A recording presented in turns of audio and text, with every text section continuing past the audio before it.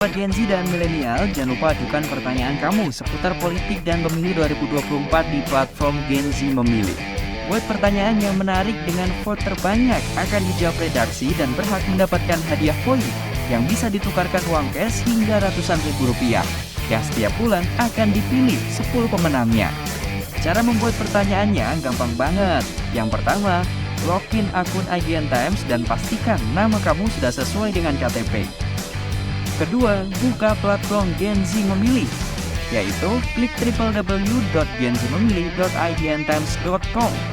Ketiga, tulis pertanyaan di kanal Tanya Jawab. Lalu yang keempat, sertakan hashtag Gen Z Memilih. Pastikan penulisan hashtag tidak salah agar muncul di form Tanya Jawab. Yang kelima, pilih topik Indonesia. Dan yang terakhir, keenam, kirim pertanyaannya. Gampang bukan? Sobat Milenial and Gen Z, jumpa lagi bersama kami dalam program Gen Z Memilih. Dalam topik kali ini kita akan membahas terkait Pilkada Jawa Timur yang sangat menarik, dan ada 3 serikandi yang tengah berjuang memperebutkan kursi gubernur 1. Salah satunya adalah politikus dari PKB dan anggota DPR periode 2019 dan 2024.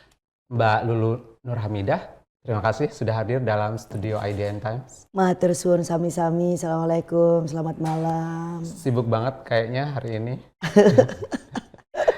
Benar, nek gak sibuk nanti malah aneh kan, masuk calon gubernur gak sibuk. Betul. Mbak Lulu, ini melawan 2 kandidat yang sama-sama dari kelompok perempuan. Dan saya tahu sekali perjalanan Mbak Lulu waktu diusung itu last minute sekali ya. Nah, sebelumnya itu kan kita tahu dinamikanya ada Kiai Marzuki yang diperdebatkan di internal PKB ya. Tapi akhirnya Mbak Lulu yang kemudian dikeluarkan oleh DPP Partai PKB. Nah ini seperti apa mungkin bisa diceritakan the story behind akhirnya keluar Lulu Nurhamidah dan behind the decision ya. Ya kalau ditanya soal story behind itu justru aku malah gak tahu itu, soalnya itu kan saya lagi ketiduran. Enggak, jadi ceritanya betul ya, jadi pada saat muktamar di Bali itu belum ada cerita apa-apa. Dan kita juga ketemu dengan para kiai, dan saya juga ditanya dengan media soal Pilkada Jawa Timur seperti apa, juga saya bilang enggak, tunggu aja gitu, karena pasti sedang diikhtiari lah, sedang ya istikharah lah kira-kira seperti itu kan cara lain untuk bisa memberikan respon cepat. Tapi kemudian kan tanggal 28 ya, kalau tidak salah, jadi 28 dini hari, saya habis pulang dari rapat pansus sampai jam 12 malam di DPR, lalu pulang sholat dan ketiduran. Mungkin ketiduran baru 1 jam lah ya, 2:30 itu udah ada telepon miss call gitu, sampai beberapa kali ternyata dari ketum. Nah jadi jam 3 kurang sedikit itu baru benar-benar terhubung dan disampaikan oleh beliau, "Oke Lulu, bismillah kamu maju di Pilgub Jawa Timur." Saya nanya, sebagai apa gitu kan? Dibilang sebagai calon gubernur. Siapa wakilnya? Disebut Mas Lukman. Saya nanya, ini perintah atau apa gitu? Ya ini perintah, ya udah kalau perintah bismillah gitu. It's mandatory. Ya kalau sudah perintah ya sudah, mau ngapain, kan kita tidak sedang punya ruang untuk negosiasi, itu jam 3 dini hari kan, bukan orang untuk diskusi tengah malam. Jadi ya saya percaya ya pimpinan mengambil keputusan yang terbaik. Nah ternyata itu di DPP itu memang lagi rame. Jadi di DPP itu memang ngumpul semua elit partai kecuali aku. Kenapa? Karena saya rapat di pansus. Jadi memang saya nggak ngerti, dan ya Imin itu memang benar-benar memberikan ruang ya kebebasan ketika saya di pansus, sehingga rapat-rapat yang sekiranya memang tidak sangat harus aku ada gitu ya nggak masalah. Jadi bisa skip karena lebih penting kerja yang ada di DPR. Jadi semua sedang ngumpul di sana untuk membahas keputusan yang terkait dengan pilkada, dan ketika sampai di isu Jawa Timur, nah itu baru mulai ini siapa segala macam gitu kan. Akhirnya dari nama 1, nama 2, nama 3 dan seterusnya muncul nama saya, termasuk itu yang pertama mengeluarkan mungkin Bu Ida Fauziah katanya ya. Saya juga gak ngerti, tapi barisan-barisan perempuan itu langsung setuju, dan oke, akhirnya ya Mas Imin oke, Ketua DPW PKB juga oke, yang lain-lainnya juga oke dengan beberapa pertimbangan. Nah, mau tahu nggak pertimbangannya? Ya pertimbangannya karena menurut saya ya, Iya. secara psikologis saja gitu, karena di dua di sana itu udah perempuan kan itu sudah expose kalau Ya. dari PDIP itu akan mencalonkan Ya, Mbak Risma ya Bu Risma, dan bahkan waktu itu sudah disebutkan calon wakilnya itu dari Malang atau apa kan gitu. Artinya mereka nggak mungkin bareng sama PKB kan. Oke, berarti kan kita memang terakhir yang berkeputusan.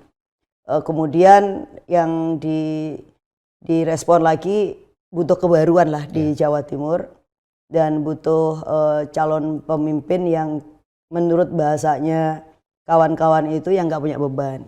Jadi yang nggak punya beban yang terkait dengan hal-hal apapun yang ini akan menjadi masalah di kemudian hari, sehingga ya udah kita punya tugas ya gimana caranya melayanin rakyat Jawa Timur, bagaimana menghadirkan sebuah pemerintahan yang kira-kira transformatif, yang asik, yang ya transformatif sih, itu bahasa aku yang transformatif itu ya, yang mau mendengar, yang mau menerima kritik, yang justru mau menghimpun semua masukan-masukan yang beragam dari semua pihak, meskipun mungkin aja bahwa masukan itu akan berbeda dengan kita gitu.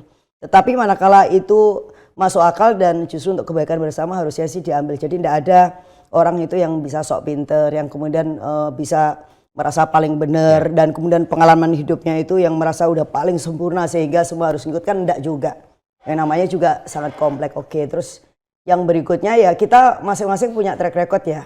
Walaupun pengalaman saya misalkan tidak di eksekutif, tetapi kan pengalaman yang sebelumnya aktivisme di dalam gerakan sosial itu udah panjang banget. Usia 16 tahun itu saya udah ada di dalam gerakan sosial, padahal masih pelajar itu di Jombang dan seterusnya, di organisasi mahasiswa, kemudian di beberapa organisasi internasional yang saya ikutin. Saya juga sangat aktif sebenarnya di berbagai misi internasional, khususnya yang terkait isu dengan pengungsian, isu perdamaian, mulai dari ke Afrika, dan itu yang saya lakukan. Jadi dunia saya relatif agak kaya sebelum masuk di partai politik gitu, dan sebelum di DPR, karena pilihan yang sangat beragam aktivisme itu dan jejaring yang luas. Nah itu barangkali juga menjadi salah satu pertimbangan di ketua umum. Jadi syarat-syarat yang diperlukan untuk memimpin sebuah provinsi yang sangat besar gitu ya kan.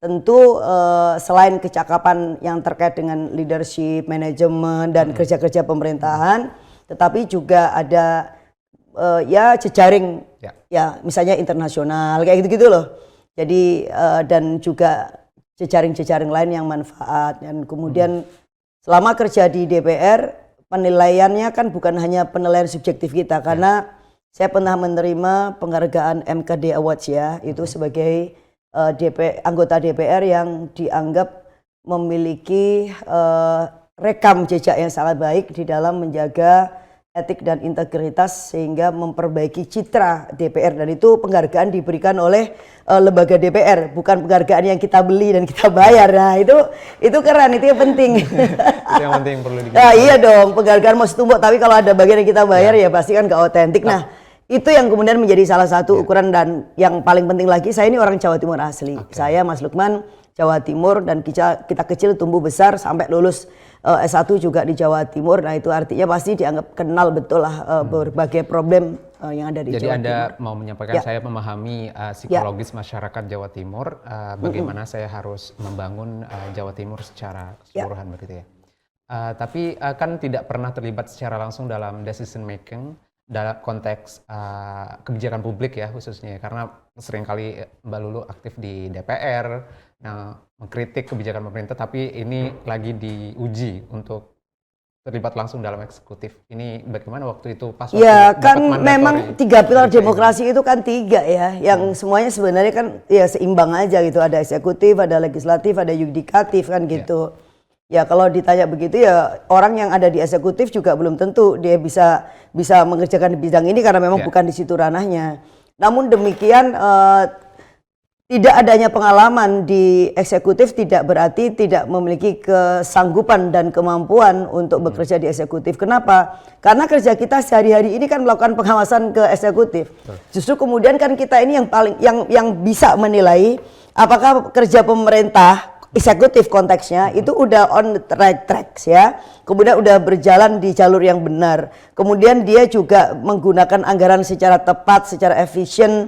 Di sisi lain kemudian juga rencana kerjanya itu disusun berdasarkan hasil kajian yang bagus, prioritas dan dan seterusnya yang memang itu sesuai dengan kebutuhan. Nah, kita ini kan selalu menilai seperti itu sekaligus kemudian memberikan masukan kepada pemerintah apa yang dianggap baik dan apa yang dianggap tidak bagus, sekaligus kita juga menjadi jembatan dari aspirasi publik agar agar kebijakan yang diambil oleh pemerintah benar-benar selaras dengan kemauan masyarakat banyak. Nah, artinya apa ya? Artinya kita tahu dong.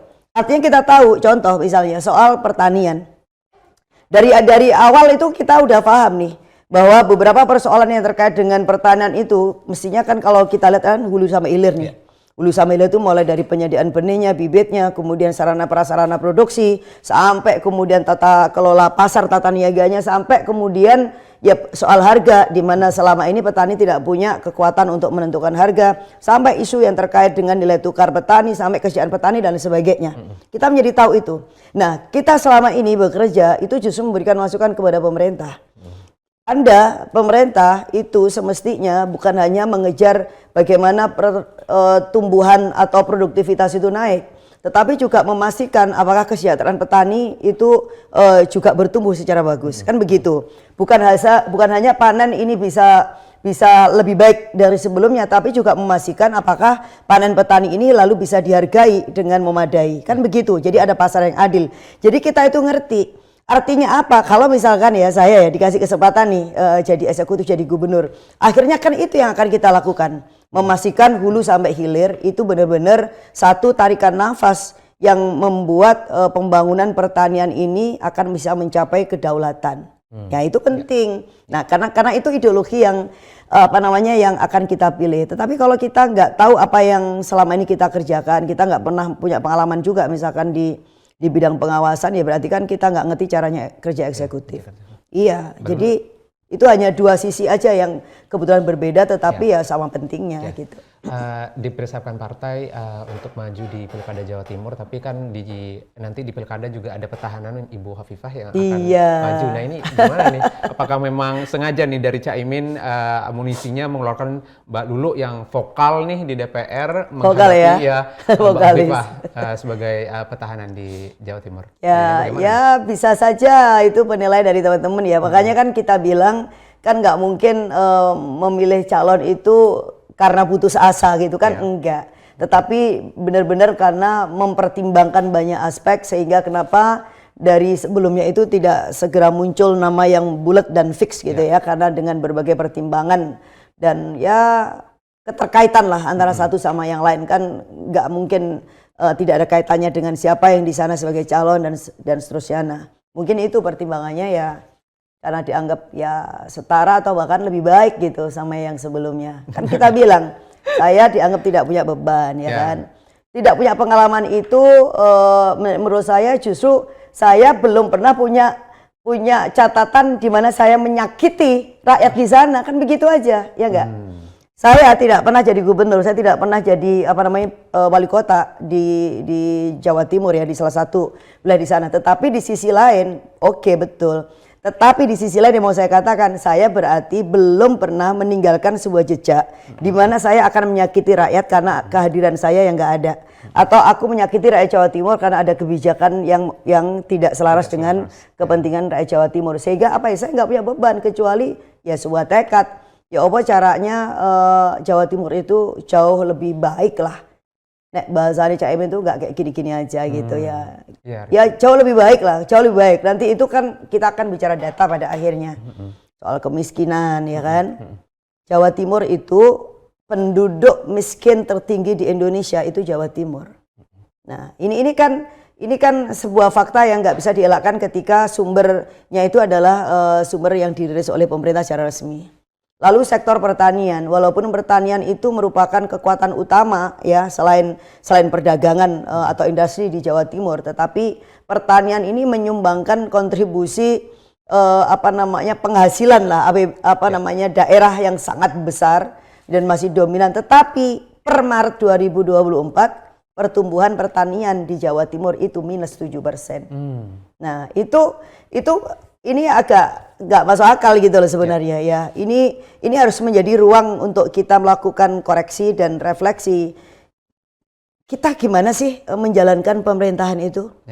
Padahal isu yang terkait dengan pangan dengan segala ekosistemnya ini kan isu yang sangat serius, mengingat satu terjadi misalkan perubahan iklim, lalu kemudian ada El Nino, lalu jumlah penduduk kita tidak semakin sedikit tapi kemudian semakin besar, bahwa kemudian isu pangan itu udah menjadi salah satu isu yang paling penting bagi seluruh negara-negara di dunia ini. Nggak ada negara satupun yang kemudian mengatakan pangan itu nggak penting.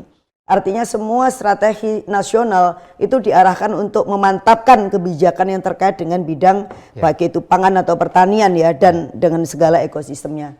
Tapi kalau sampai pertumbuhan itu minus, nah ini berarti kan harus dievaluasi gitu loh. Berarti kan ada menurut saya entah itu pendekatannya nggak tepat atau programnya itu yang kemudian tidak efektif atau kemudian politik anggarannya yang tidak berpihak ya kan, atau kemudian mitigasinya selama ini yang itu kurang sip lah kayak gitu. Dan Anda menjanjikan itu semua akan Ya, ditransformasi. saya punya komitmen. Saya punya komitmen di situ karena itulah kerja saya juga sehari-hari itu. Yang selama ini kita sampaikan kepada pemerintah walaupun itu konteksnya nasional. Tetapi kan ada juga yang isu terkait dengan Jawa Timur gitu kan, bahwa pemerintah harus hati-hati di dalam punya strategi soal pangan, soal kedaulatan pangan gitu ya.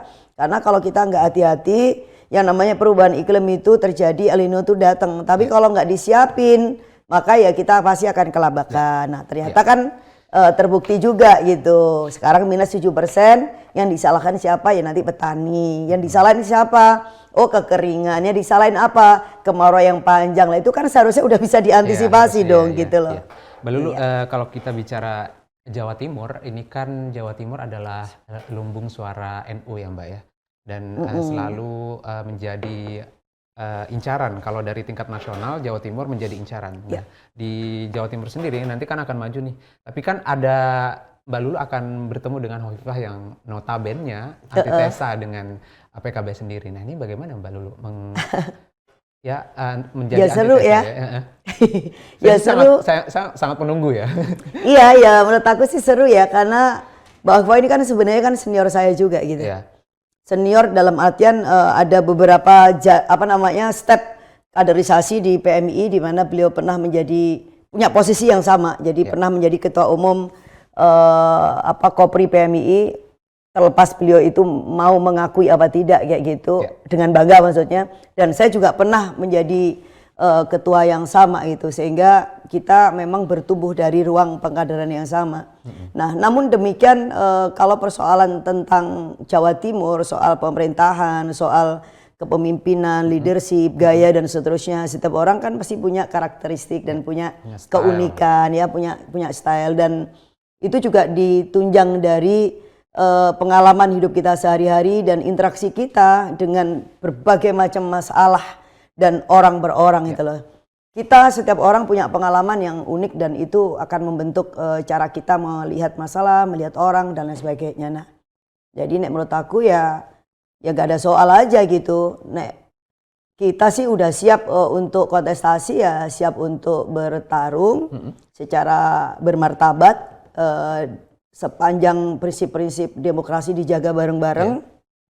Ada fairness dan tidak sekali-sekali misalnya memanfaatkan posisi kekuasaan itu yang hanya untuk pemenangan misalnya incumbent atau calon tertentu lah kan kayak gitu. Nah, sepanjang kemudian arenanya ini sama, kemudian juga ya environment itu juga kondusif untuk semuanya, maka kita akan enjoy aja. Rakyat Jawa Timur itu karena berhak untuk mendapatkan pemimpin yang terbaik. Ya, siapapun pemimpin terbaik itu, dan saya tentu yakin bahwa saya insya Allah ya lebih baik gitu loh. Ya kan lebih baik ya. Kalau pokoknya orang muda itu enak sih sebenarnya. Dan lebih muda, lebih fresh. Cuman kan muda tok ya gak cukup ya. Kalau muda mentah itu ya belum layak untuk dikonsumsi gitu ya kan. Tapi sekali lagi ini kan bisa menjadi pembelajaran bagi semua pihak bahwa semua proses ini sebenarnya tidak ada yang ujuk-ujuk. ada sebuah perjalanan kehidupan itu yang sudah saya mulai dari sejak usia kanak-kanak untuk membentuk satu karakter, satu pembelajaran tentang hidup, memahami masalah. Saya berinteraksi dengan dunia pertanian walaupun saya ini bukan petani, tetapi tahu betul karena apa ya, dari kecil itu udah bersama dengan mereka, tahu apa yang kemudian menjadi kegelisahan petani di saat mau menanam. Ternyata itu nggak banyak terlalu berubah ya. Kemudian sampai panen dan seterusnya dan itu yang justru kemudian menjadi misi ya ketika saya di politik praktis tahun 2008 karena diajak oleh Mas Muhaimin untuk bergabung di PKB. Ya saya pikir akhirnya ya ini mungkin pilihan yang terbaik untuk membuat satu perubahan yang bermakna kayak gitu. Baru ini kan menuju November prosesnya perjalanannya masih panjang ya. Apakah dalam perjalanan ya dalam tanda kutip kampanye itu juga akan dibantu Gus Imin karena beliau adalah tokoh NU yang juga sangat dikenal di Jawa Timur begitu sehingga mendapatkan kecipratan suara begitu dari Gus Muhaimin atau seperti apa? Atau bahkan dari Kiai Ma'ruf sebagai Ketua Dewan Syuro PKB? Iya. Atau seperti apa? Ya, kami berdua itu merasa sangat tersanjung ya dan merasa bangga dan merasa ditemanin karena kita ini bukan hanya diberikan kepercayaan untuk maju pilgub, tetapi bahkan diantarkan secara langsung. Jadi diantarkan ke KPU sampai selesai dan kemudian kita mendengar secara langsung bagaimana Gus Muhaimin juga mengeluarkan perintah harian kepada seluruh jajaran pengurus, anggota fraksi dan bahkan kader di seluruh Jawa Timur untuk bersama-sama bergerak memenangkan pilgub yang diusung oleh PKB ini gitu. Jadi itu aja sudah menjadi dukungan yang sangat bermakna dan beliau pasti turun dan sudah turun sebenarnya ya kan. Dan kita kemarin sudah menyelesaikan konsolidasi untuk 38 kabupaten dan kota yang terbagi beberapa zona. Jadi dalam satu zona misalkan satu konsolidasi kayak Mataraman yang duluan itu di Madiun, lalu ada zona Padulungan ya istilahnya ya, Padulungan. Jadi Malang dan sekitarnya itu di Malang, lalu konsolidasi Surabaya, Raya, Madura, kayak gitu, lalu Tapal Kuda. Jadi semua ini sudah kita selesaiin lebih dahulu. Itu untuk menyamakan energi dan juga frekuensi bahwa ini loh yang diusung oleh PKB dan ini menyangkut marwah kehormatan semuanya. Tetapi di luar itu ini adalah momentum bagi PKB untuk menjadi pemenang dan kita pasti akan menjadi ketua DPRD. Dan kemudian kita memenangkan pilgub sehingga semua agenda-agenda kita untuk memberikan pelayanan yang terbaik bagi masyarakat Jawa Timur khususnya di isu kesejahteraan ya, kemudian isu pengangguran, isu-isu anak muda, isu-isu yang terkait dengan kekerasan terhadap perempuan dan lain-lain itu bisa klop gitu. Kenapa? Karena eksekutif sama legislatif itu dipegang oleh elemen-elemen yang sama gitu. Ya Kiai Ma'ruf kita harapkan juga nanti pada saatnya beliau akan bisa turun ya dengan caranya beliau tentu juga menyesuaikan dengan tugas beliau. Tapi kalau misalnya setelah tanggal berapa? 20 Oktober ya? Ya, 20 Oktober. Ya, setelah tanggal 20 Oktober itu lebih longgar buat beliau ya tentu kita akan hargai kalau misalkan setelah tanggal 20. Tetapi kalau misalnya sebelum tanggal 20 kok kemudian beliau berkenan sebagai Ketua Dewan Syuro untuk melakukan konsolidasi di Jawa Timur ya pasti akan lebih senang. Tapi pokoknya kita nikmatin ya, kita asik-asik aja loh coba ya kan, iya asik-asik aja. Ini pokoknya kan, sesuai ininya PKB kan bawa asik aja. Iya bawa asik aja yang gembira, tapi sajane ya serius Rek. Sajane itu serius loh. Soalnya aku tuh kemarin tuh akhirnya apa, kita ini benar-benar membaca data ya. Ada sih yang kritik, walah kok kemudian baru membaca data loh, bukan soal baru, tetapi kalau kemudian ini konteksnya pilgub ya tentu mau tidak mau kita harus makin jelimet untuk bisa memastikan bahwa oh iya memang kita ada persoalan ya, soal pengangguran terbuka misalnya. Itu ternyata penyumbangnya justru lulusan SMA sama SMK yang tertinggi. Walaupun dan kemudian angka partisipasi sekolahnya juga sekitar 62%. Jadi tidak terlalu tinggi-tinggi amat kan, itu kan masalah gitu loh. Nah ini kan kalau tidak ada langkah-langkah intervensi yang sangat serius, pasti ini akan jadi beban yang besar buat ya masyarakat, buat kita semua gitu, dan pemerintah harus hadir. Mbak Lulu, saya ingin bertanya, PKB kan punya golden ticket ya di Jawa Timur ya. Iya, betul. Tapi golden ticket tentunya tidak cukup kuat karena yang dihadapi adalah tadi yang saya bilang Mbak rombongan rombongan koalisi Indonesia Maju Plus, dan Mbak Hovifah selalu dilekatkan menjadi antitesanya PKB. Nah ini bagaimana? Beliau juga di Muslimat NU juga kuat begitu. Nah rasanya Anda harus kerja keras begitu. Iya, nggak ada Mbak Hovifah pun juga kita tetap akan kerja keras, ya kan.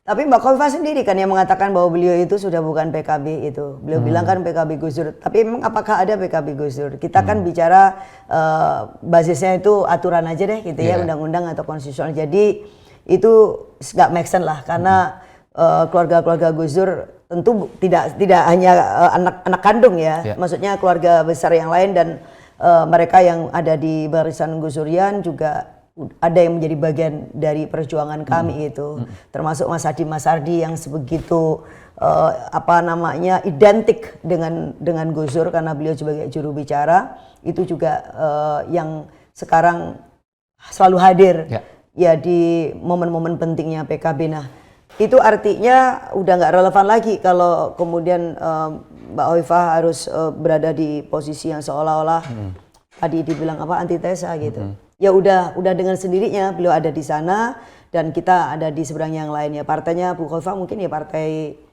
ya itu tadi koalisi itu gitu, partai koalisi ya. Cuman uniknya nanti di koalisi itu kan karena pilkada ini kan juga ini ya sangat unik ya, karena kan nggak untuk garis lurus itu. Iya, di atasnya kayak gimana, tapi di bawah itu justru irisannya sama PKB. Jadi kita punya beberapa pilkada di Jawa Timur itu yang antara PKB pasangannya ada di Gerindra, ada yang PKB sama PDIP kan gitu, ada yang campuran beberapa partai yang lain gitu. Nah, maka kita kenapa yakin? Karena PKB itu udah punya basis elektoral sendiri nih, dengan kemenangan kemarin itu yang hampir 4,9 juta itu kan base elektoral yang kita milikin, sambil kemudian kita ekspansi untuk memperbesar ceruk kita sehingga kita bisa mendapatkan ya minimal 15 juta suara lah di Jawa Timur gitu. 15 juta suara itu yang ditargetkan ya Mbak Lulu? Ya minimal begitu, minimal 15 juta. Survei terakhir Mbak Lulu masih menjadi yang paling buncit dari ketiga. Ya nggak apa-apa, surveinya kan dibikin baru 2 hari setelah kita di launching. Oh, oke. Ya nggak masalah, cuman kan makanya kan kita lihat aja kapan sih survei itu dilakukan gitu. Kalau surveinya itu kemarin ya baru kemudian kita lihat tengkuk kita ya, kita sudah ngapain selama ini gitu. Tapi kalau itu dilakukan misalkan 3 atau 4 hari setelah pendaftaran ya wajar. Karena apa? Itu momen dimana kita benar-benar konsolidasi internal. Jadi kita memastikan bahwa mesin partai itu akan satu komando, satu perintah, ya kan? Dan alhamdulillah itu sudah kita selesaikan sekarang gitu loh. Nah ini kan tinggal kemudian ini kan ada template nih Mas, pergerakan yang udah dibikin ya, yang masing-masing komponen ini akan bergerak. Apalagi mesin pemenangan PKB itu masih fresh. Teman-teman DPR itu hampir 360 atau berapa aku yang se-Jawa Timur itu yang punya PKB DPRD. Itu kan baru aja dilantik, rata-rata masih syukuran sama tim ses masing-masing gitu. Nah, ketika masih syukuran dengan tim ses masing-masing, itu sekaligus juga untuk kemudian membangun komitmen baru untuk bisa memenangkan pilgub. Jadi ibarat mesin itu belum dingin. Nah, ibarat mesin itu belum dingin dan ada kebanggaan baru ya di kalangan kawan-kawan itu, wah kita baru menang pileg ya, maka udah kita terusin lagi kemenangan di pilgub. Karena apa itu tadi, karena ada agenda yang memang harus kita menangkan, bukan agenda-agenda pribadi, tapi lagi-lagi kita ingin memenangkan agenda Jawa Timur gitu loh. Kemarin kan di Pilpres 2024 PKB mengendorse Pak Anies dengan Gus Muhaimin ya. Apakah di Pilkada Jatim nanti akan mengharap dukungan juga pelimpahan suara dari para pendukung Mas Anies gitu ya? Seperti apa? Ya kalau kita lihat sih partai pendukungnya Mas Anies, PKS ada di sana. Ya kan, yang dulu kan pihak yang sekarang petahana itu kan anti kan. Kalau tidak salah dulu sempat kemudian dipolitisasi karena PKB waktu itu ngusung Gus Ipul kalau nggak salah ya, kan ada PKS dan kemudian itu yang dipolitisasi sedemikian rupa dengan problem-problem ideologis gitu. Tetapi kan sekarang PKS juga ada di sana. Kemudian Partai Umat ada di PDIP. Nah, maka yang kalau dilihat dari situ mungkin nggak begitu rumusannya ya. Tetapi sekali lagi saya justru sepakat aja kalau dibilang oke, Pilgub satu sisi juga bicara tentang figur, satu sisi tentang figur. Tetapi kita juga punya mesin partai yang pasti akan sangat efektif untuk bekerja. Dan ini semua berbasis pada gotong royong gitu loh, gotong royong dan dengan apa namanya riang gembira. Nah, yang berikutnya kalau saya bilang koalisi kita ini ya koalisi dengan rakyat. Ya kan, koalisi dengan rakyat itu apa? Ya boleh aja logo-logo partai itu ada di sana ngumpul gitu. Tetapi pemilihnya itu akan kita lihat di sini. Karena apa? Karena preferensi partai politik sama calon juga berbeda. Ya itu kan berlaku juga dong bagi gini. Contoh nih, saya punya teman ini, mohon maaf ya. Saya punya teman dia DPR RI. Oke, dia DPR RI dari partai lain. Aku nggak sebutin dapilnya nanti ketahuan ya kan. Tapi dia bilang apa? Mbak Yu, aku pasti bantunya dengan. Karena yang aku tahu itu sampean, kita pernah berada di komisi yang sama loh. Coba kita mau jelasinnya gimana? Dia partai lain yang itu ada di situ secara partainya, gambarnya ada di situ. Tetapi dia ini punya suara di atas 200.000 kemarin. Dan dia bilang apa? Aku akan bantu sampean, Bayu tak kenal. Dan itu tidak satu dua. Ini teman di parlemen berarti? Ya, ini kan tidak satu dua yang seperti itu, ya kan? Ada juga para penggerak-penggerak partai yang lain misalnya. Ya kalau partai kita tahulah soal political backgroundnya kenapa kemudian ada yang sampai besar banget koalisinya, tetapi dia bilang ya itu biar urusannya ketum sama sekjen partai. Tetapi kemudian kami yang ada di sini ya karena Samen teman sekolah saya, Mbak Lulu itu teman satu pesantren, misalnya Samen itu teman satu kampus. Nah akhirnya kan terjadi variasi-variasi yang menurut aku akan terjadi gitu. Jadi nggak mungkin linear. Satu partai warna misalkan warna hitam gitu ya, langsung sederet ke bawah pasti akan seluruh enggak. Itu nggak mungkin. Ya, karena itu tadi ini ada soal rasa, ada soal bonding, soal ruang batin yang itu bisa disambung karena ada sekarang ini ya komunikasi politik yang sedang jalan selama masa-masa ya mulai dari pendaftaran sampai sekarang sampai nanti menjelang coblosan gitu. Siapa tahu ada yang seneng lihat ada Mbak Cagup yang senyum-senyum. Mbak Lulu, bersaing dengan perempuan itu sama-sama perempuan ya. Ini gimana sih? Biasanya kan egonya itu sama-sama tinggi gitu ya. Boleh minum dulu kan? Boleh dong. Oke. Nah ini seperti itu rasanya. Silakan. Bismillah wa awal wa akhir. Amin. Itu ajaran ibuku. Kamu tadi udah bismillah belum? Oh, lupa ya udah bismillah wa akhir. Ya rasanya pertama ini menarik ya. Jadi ini untuk pertama kalinya ada pilkada calon tiga-tiganya itu perempuan bukan hanya di Indonesia sih. Ini aku bilang. Tadi aku barusan ngisi acara ada forum Westminster Foundation Institute itu NGO, tapi official NGO gitulah berbasis ke pemerintahan itu dia berbasis dari Inggris, yang di-spot dari Kanada sama Women Research Institute juga itu di Jakarta. Saya bilang Jawa Timur sekarang itu menjadi dipotret oleh bahkan kekuatan dunia. Jadi bukan hanya di Indonesia. Ya menarik. Itu satu menunjukkan bahwa alam demokrasi di Jawa Timur itu bertumbuh lebih baik. Jadi isu yang terkait dengan dilema gitu ya soal kepemimpinan laki atau perempuan ternyata itu terbantahkan kalau di Jawa Timur. Jadi nggak dibedakan lagi siapa harus siapa gitu. Jadi itu menariknya di situ ya. Kemudian partai ini memberikan dukungan ke perempuan kan bagus. Bukan berarti di sana tidak ada laki-laki yang nggak kepingin, pasti ada lah yang kepingin ya. Tetapi toh pada akhirnya yang mendapatkan kepercayaan perempuan ya menurut aku sih asik aja. Nah yang menurut aku penting itu tinggal kemudian apakah modal perempuan aja lalu cukup gitu. Karena kita sudah perempuan gitu ya kan. Nah ketika udah sama-sama perempuan akhirnya kan kita nggak lagi bicara tentang sisi perempuannya aja. Tetapi apakah kemudian kita sadar betul bahwa sebagai kandidat perempuan, kita ini membawa misi untuk melihat problem-problem yang dialamin oleh perempuan selama ini di sana. Apakah kita menempatkan isu gender equality misalnya atau inequality itu sebagai salah satu strategi untuk bisa mempercepat proses-proses pengurangan kemiskinan, misalnya gitu ya, kemudian kematian ibu dan anak, problem-problem kemudian stunting, kemudian juga soal isu-isu yang lain yang selama ini memang berbasis pada kekerasan yang berbasis gender. Nah, itu kan nggak selalu juga bahwa perempuan akan memiliki kesadaran itu gitu loh. Maka saya bilang, saya berada di posisi yang sangat yakin betul bahwa mengisi sebuah kepemimpinan yang menempatkan isu gender sensitif ini ke dalam kebijakan, baik itu mulai dari perencanaan, kemudian pelaksanaan program, lalu soal pemantauannya, monitoringnya, sampai kemudian ke politik anggaran. Nah, dan itu aku sampaikan ketika pendaftaran, Pak, gitu loh.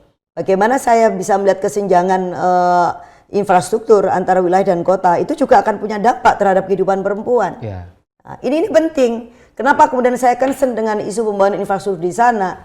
Karena apa? Karena saya punya fakta. Ada ibu, ada sejumlah perempuan yang mengalami kondisi yang sangat-sangat beresiko. Ini karena angka kematian relatif tinggi ya, ibu dan anak di Madura setelah melahirkan. Karena ada infrastruktur yang tidak memadai di situ gitu loh. Jauhnya dari akses pusat-pusat layanan kesehatan, terutama di daerah kepulauan, kan ada di atas 100 jumlah pulau-pulau kecil yang ada di Madura. Bahkan ada yang di ujung Pulau Sumeneb itu ada kapal itu yang mendarat itu seminggu sekali. Itu baru ada kapalnya. Pertanyaannya, kalau selama masa rentang 1 minggu lalu ada yang sakit keras, apa yang akan terjadi? Kalau dalam rentang 1 minggu lalu ada perempuan yang sedang dalam masa akan persalinan, apa yang terjadi gitu loh? Atau dalam kondisi yang berbahaya yang lainnya, apa yang terjadi? Nah, di sini yang menurut saya membedakan antara satu dengan yang lainnya. Saya di posisi yang benar-benar menaruh concerns bahwa pembangunan itu, apapun mau itu fisik non fisik, itu kalau memiliki gender perspektif, maka ini pasti akan melahirkan kebijakan yang adil untuk semua. Kalau adil semua itu baik, ya adil untuk laki-laki, tapi juga pasti adil untuk perempuan gitu. Siap. Ya, Mbak Lulu, terima kasih banyak. Cepet ya? Udah hampir sejam. Serius? Iya. Tadi katanya cuma 40 menit. Kalau ngobrol sama Mbak Lulu selalu asik. Bukan, karena aku ngasih bonus sama sampean. Oke, Mbak Lulu, terima kasih sekali sudah menghadiri undangan IDN Times. Terima kasih banget. Sukses perjalanan Sukses Anda di Pilkada Jawa ya. Timur. IDN itu apa? Times, Indonesia Times. Oke. Terima kasih Kita. Mbak Lulu.